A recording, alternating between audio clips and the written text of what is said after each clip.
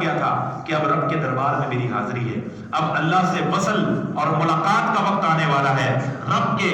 جلوے اور رب کی خاص کرم نوازیاں اب اور زیادہ ہونے والی ہیں کہ دنیا کے اندر جو مشقتوں کا وقت تھا، وہ ٹائم پیریڈ ظاہری طور پر جو تھا اب وہ پورا ہو رہا ہے۔ اب رب مجھے اپنی شان کے مطابق جو اخروی نعمتیں ہیں وہ عطا فرمانے والا ہے۔ وصال محبوب کا وقت آ گیا ہے، الرفیق الاعلیٰ کی صدائیں میرے آقا بلند کیا کرتے، اور سرکار دو عالم علیہ السلام نے ازواج مطہرات سے جب یہ فرمایا تو کون منع کرتی؟ سب نے اجازت دے دی، لیکن علماء فرماتے ہیں کہ سید الانبیاء علیہ السلام نے اسی وجہ سے اس مقام کو چنا کہ حضور کو پتا تھا کہ میری روح بھی یہی سے جسم سے نکلے گی اور میرا مزار بھی اسی حجرے کے اندر بنایا جائے گا، کیونکہ حدیث کے اندر موجود ہے حضرت صدیق اکبر رضی اللہ تعالیٰ عنہ کی ہوا کیا، جب وصال ظاہری ہو گیا تو اب صدیق اکبر رضی اللہ تعالیٰ عنہ ابھی تشریف نہیں لائے تھے، اور صحابہ کرام علیہ رضوان آپس میں باتیں کرنے لگ پڑے کہ حضور اکرم علیہ السلام کا مزار کہاں بنایا جائے، آپ کے جسم منور کو کہاں پر زمین کے نیچے رکھا جائے مبارک جسم کو۔ تو اب صحابہ کرام علیہ رضوان میں اختلاف ہوا، تو بعضوں نے کہا مدینہ شریف میں ہی جو برابر میں قبرستان ہے جنت البقیع جو میرے آقا نے خود قائم فرمایا، اس کے اندر حضور کو جو ہے مدفون کر دیا جائے، آپ کو رکھ دیا جائے۔ بعضوں نے کہا نہیں یہاں نہیں رکھتے، بلکہ ایسا کرتے حضور کے منبر کے سامنے عین سامنے آپ کا مزار منور بنا دیتے ہیں۔ کچھ کہنے لگے جہاں پر میرے آقا کھڑے ہو کر نماز پڑھاتے تھے اس مصلی والی جگہ پر آپ کا مزار بنا دیا جائے۔ اب یہ چل رہی تھی باتیں، تو کچھ صحابہ نے کہا بیت المقدس بڑی برکتوں والی جگہ ہے، وہاں پر نبی رحمت علیہ السلام کا مزار بنا دیتے ہیں۔ اب موطا امام مالک کے اندر حدیث موجود ہے، قال ناس یدفن عند المنبر، بعضوں نے کہا منبر کے قریب ان کو جو ہے مدفون کر دیتے، وقال ناس یدفن بالبقیع، بعضوں نے کہا جنت البقیع میں ان کا مزار بنا دیتے نبی پاک علیہ السلام کا۔ فجاء ابو بکر الصدیق، پھر اس امت کا سب سے بڑا مفتی آیا، سبحان اللہ، آواز نہیں آئی، سبحان اللہ، اس امت کا سب سے بڑا مفتی آیا، حضرت صدیق اکبر رضی اللہ تعالیٰ عنہ۔ اللہ اکبر، جو مزار میں بھی حضور کے ساتھ ہیں، غار میں بھی حضور کے ساتھ تھے، جو حضور کے رازدار تھے۔ سرکار دو عالم علیہ السلام نے فرمایا لو کنت متخذا خلیلا لاتخذت ابا بکر خلیلا، اگر میں کسی کو اپنا خلیل بناتا تو میں ابو بکر صدیق کو اپنا خلیل بناتا۔ اب صدیق اکبر تشریف لے کر آ گئے، اس امت کے سب سے بڑے مفتی اور سب سے فائق ہستی، سب سے عظیم ہستی۔ اسی لیے اہل سنت، میں نے پہلے بھی آپ کو بتایا تھا، اہل سنت کا نظریہ یہی ہے کہ اگر تم یہ کہتے ہو دمادم مست کلندر تو تمہیں آگے کہنا پڑے گا صدیق کا پہلا نمبر، سبحان اللہ کی پہلا نمبر کس کا ہے؟ صدیق اکبر کا۔ آپ جب تشریف لائے تو اب فاروق اعظم بھی موجود ہیں، عثمان غنی بھی، مولا علی بھی، عبداللہ بن مسعود، عبداللہ بن عباس، سارے صحابہ موجود ہیں، صحابہ میں گفتگو ہو رہی ہے اور اختلاف ہو رہا ہے، لیکن علم دیکھیے صدیق اکبر کا۔ صدیق اکبر کے ایک جملے نے مسئلہ حل کر دیا۔ آپ نے فرمایا سمعت رسول اللہ صلی اللہ علیہ وسلم ما دفن نبی قط الا فی مکانہ الذی توفی فیہ، آپ نے فرمایا مجھ سے فتویٰ سنو، میں نے اپنے کانوں سے مصطفیٰ کو فرماتے ہوئے سنا ہے، میں نے خود سرکار کو فرماتے ہوئے سنا ہے، جو علم میرا ہے وہ تمہارا تو نہیں ہو سکتا نا۔ صدیق اکبر نے کہا سرکار نے فرمایا کہ کسی بھی نبی کو اسی جگہ پر دفن کیا جائے گا، اسی جگہ پر اس کا مزار بنایا جائے گا، الذی توفی فیہ، جہاں پر اس نبی کی روح جسم سے جدا ہوتی ہے۔ سارا اختلاف ختم ہو گیا، وجہ ترجیح سامنے آ گئی، دلائل سب کے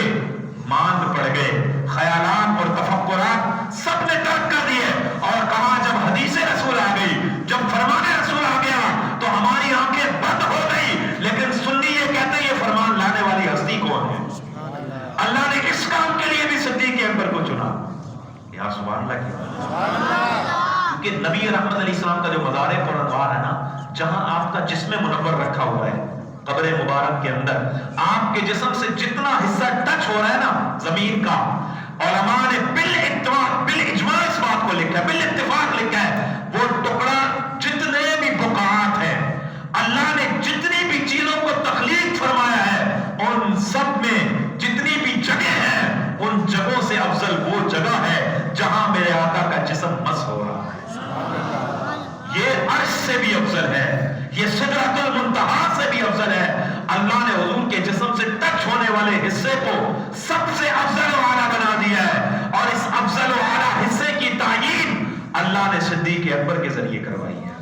ہے۔ تو لہذا صدیق اکبر کا مقام بڑا عظیم ہے، فاروق اعظم کا مقام بڑا عظیم ہے، عثمان غنی کا مقام بڑا عظیم ہے، مولا علی کا مقام بڑا عظیم ہے، اما عائشہ صدیقہ کا مقام بڑا عظیم ہے، حضرت فاطمہ الزہرا کا مقام بڑا عظیم ہے۔ ان تمام کی تعظیم دل کے اندر رکھنا ضروری ہے، یہ یاد رکھیے گا، دل کے اندر رکھنا ضروری ہے۔ آج بے راہ روی کا دور اور نفسا نفسی کا عالم، میں آپ کو بار بار یہ بات کہتا ہوں، مستند علماء کی تقریریں سنیں، جو اعلیٰ حضرت کی بولی بولتے ہیں صرف ان کی بات سنیں۔ ایسا نہ ہو کہ کوئی عربی میں 4 حدیثیں سنا دے تو ہم اس کے علم سے متاثر ہو جائیں، اس لیے کہ علم تو شیطان کے پاس بھی تھا، لیکن علم کے ساتھ جب ادب آتا ہے تب ہی اللہ تعالیٰ معرفت اور قرب اپنا قرب عطا فرماتا ہے۔ علم کے ساتھ ادب بہت ضروری ہے۔ قصہ شیطان نے یہ راز واضح کر دیا کہ صرف علم رب کے دربار میں مقبولیت کا سبب نہیں ہے، بلکہ علم ہو تو صدیق اکبر جیسا ہو، علم ہو تو فاروق اعظم جیسا ہو، عثمان غنی جیسا ہو، مولا علی جیسا ہو، وہ مولا علی جو فرماتے ہیں صدیق اکبر ہم میں سب سے افضل ہے۔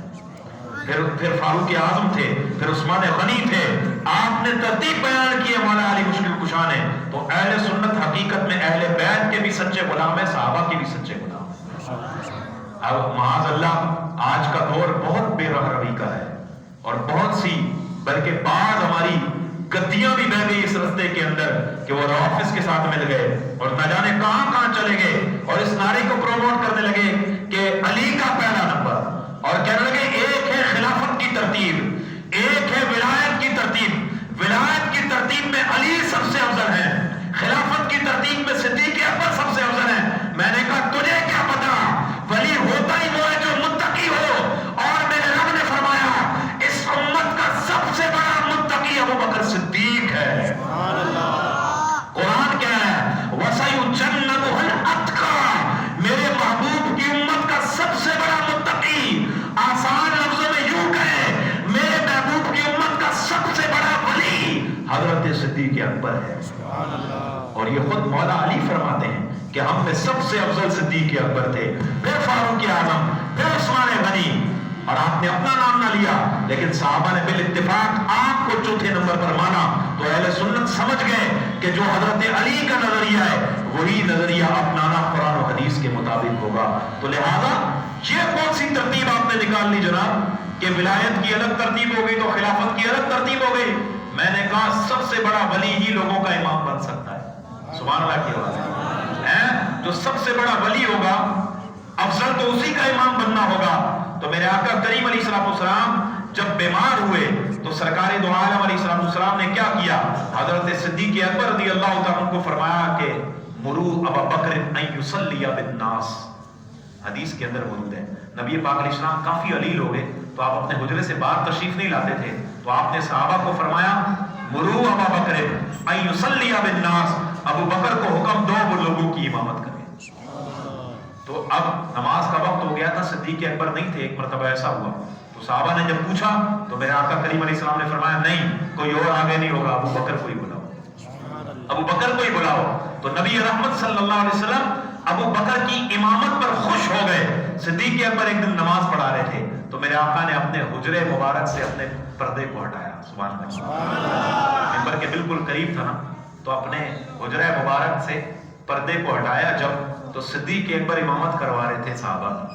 سرکار دو عالم علیہ السلام مسکرا کر دیکھ رہے تھے۔ صدیق اکبر کی نظر نبی پاک علیہ السلام پر پڑ گئی تو صدیق اکبر پیچھے ہونے لگے۔ جب پیچھے ہونے لگے تو میرے آقا نے اشارے سے فرمایا نہیں تم پیچھے نہ ہو، تم ہی ان کی امامت کرواؤ، میں تو صرف دیکھ رہا تھا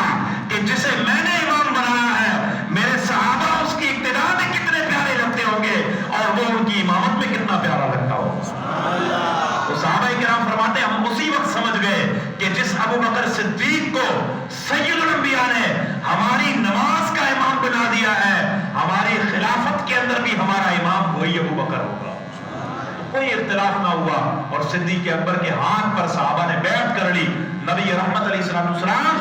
سے نسبت کی یہ برکت ہے کہ سید الانبیاء علیہ السلام کی نسبت سے صدیق اکبر کو عروج مل گیا۔ لہذا اہل سنت نسبتوں کو مانتے ہیں اور نبی رحمت علیہ السلام کے علم کو بھی مانتے ہیں. میرے آقا کریم علیہ السلام کہ جسم منور سے جو زمین کا حصہ مس ہو رہا ہے وہ بڑا ہی عظیم ہے. اسی لیے اہل عشق و محبت جب مدینے جاتے ہیں تو روضہ نبوی کے سامنے ہاتھ باندھ کر درود و سلام اس انداز سے پڑھتے ہیں کہ آنکھوں سے اشک جاری ہوتے ہیں, نگاہیں بند ہوتی ہیں اور لبوں پر درود و سلام کے ترانے جاری ہوتے ہیں.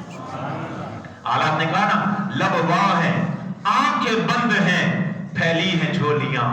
کتنے مزے کی بھیک تیرے پاک در کی ہے. لہذا نبی رحمت صلی اللہ علیہ وسلم کی تعلیمات پر عمل کرنا بھی ضروری ہے, اپنے عقائد کو بھی درست رکھنا ضروری ہے. اللہ تعالی ہم سب کو عقائد, نظریات اور معاملات کے اندر